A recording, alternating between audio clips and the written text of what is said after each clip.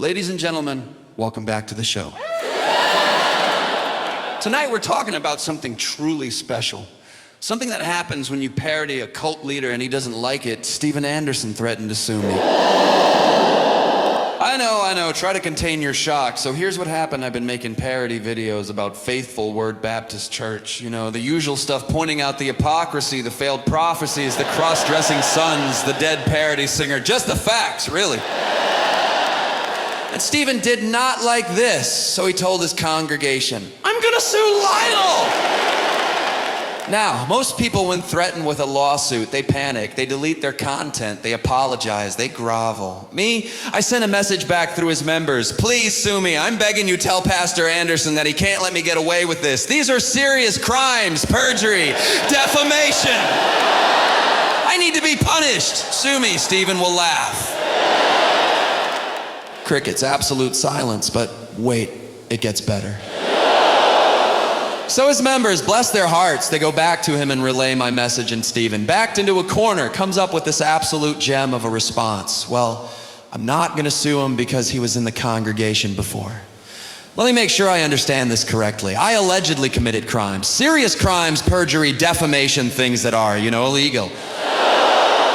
But because I used to attend his church, I get a free pass? That's not how law works, Steven. Imagine this in any other context. Your Honor, yes, my client robbed that bank, but he used to be a member of our congregation. So really, we should just let this one slide. Sir, you're under arrest for fraud. But officer, I used to go to First Baptist. Oh, well, in that case, have a nice day. If you actually committed a crime, your former church membership is irrelevant. The judge doesn't care if you sang in the choir. The jury doesn't care if you brought casserole to the potluck. But here's the thing. Steven needed an excuse because he can't actually sue me. Why? Oh, let me count the ways. First, everything I've said is true. Truth is an absolute defense against defamation. He can't sue me for accurately quoting his own sermons. Second, parody is protected speech. It's literally in the Constitution. Sorry, Steven, but Congress shall make no law or includes cult leaders who can't take a joke. Third, discovery would destroy him. You sue someone, they get to request documents, financial records, communications, witness depositions. Imagine Steven Anderson's finances under legal scrutiny. So, Pastor, you're claiming poverty, but where exactly did that offering money go? The new building is a rented conference room, so where's the money, Steven? Imagine ex-members lining up to testify under oath about what really happens at Faithful Word.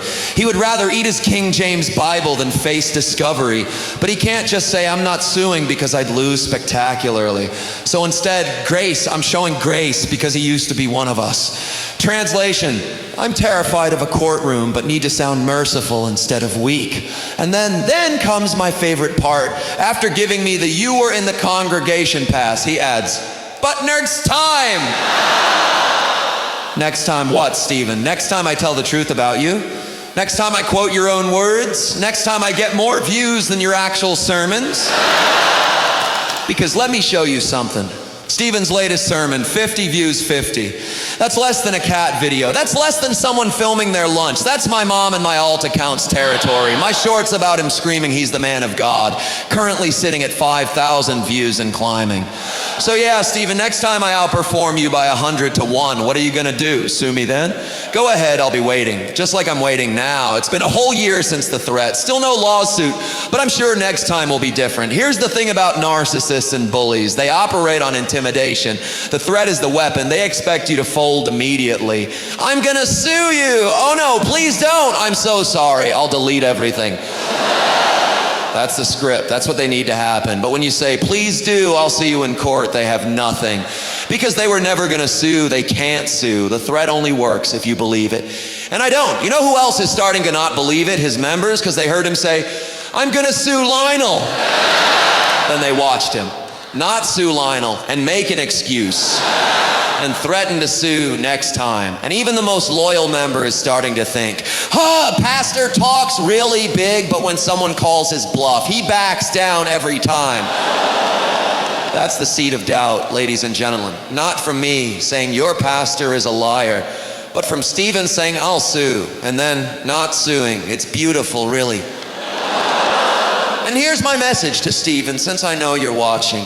Steven, you gave me the former congregation member grace pass that was strike one that I get for free, right? Well, this is next time now, so sue me. I'm right here. I'm not hiding. I'm not deleting content. I'm not backing down. Every video I make is more popular than your sermons.